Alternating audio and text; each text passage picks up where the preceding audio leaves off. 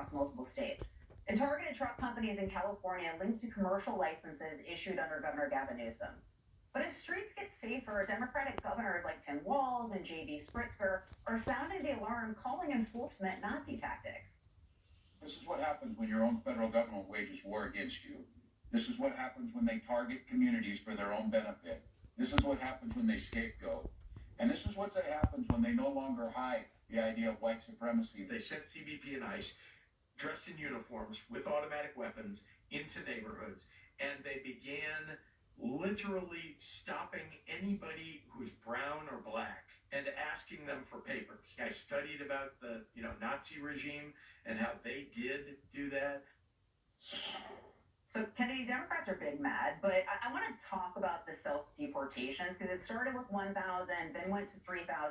But if you look at the average cost of a deportation per person, it's like over $17,000. So I'll take a $14,000 per person in savings. Yes, because when the government has to do that and not the person who is here illegally of their own accord, obviously it's much more expensive.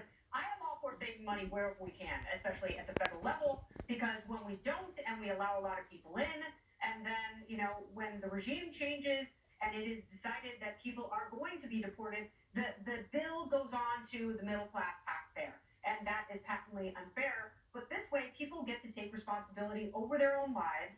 And yes, I agree with every governor who says that we have a broken system.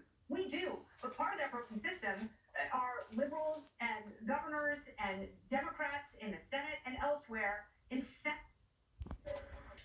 Because when you put out a series of giveaways to people as a magnet to come into this country, you're not going to get the hardest working people. You're going to get people who want a free education, they want free housing, they want a stipend. We absolutely cannot afford that. So if we're going to fix our immigration system, we are going to have to decide which way we want to go. Let people in, but don't make it a welfare state, or be very, very careful about who you let in, and then the benefits that they earn can be theirs over time. And if you don't fit into that category, then self-deportation might be, especially for a family of four. Do you get 12 grand?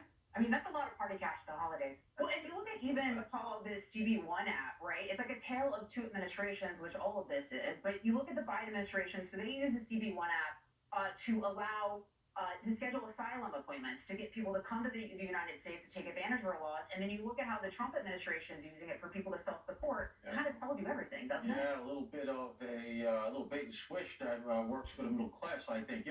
First of all, let's recognize something. Walz has got to be kidding me. This is a guy who made the nation of Somalia and annexed to Minnesota.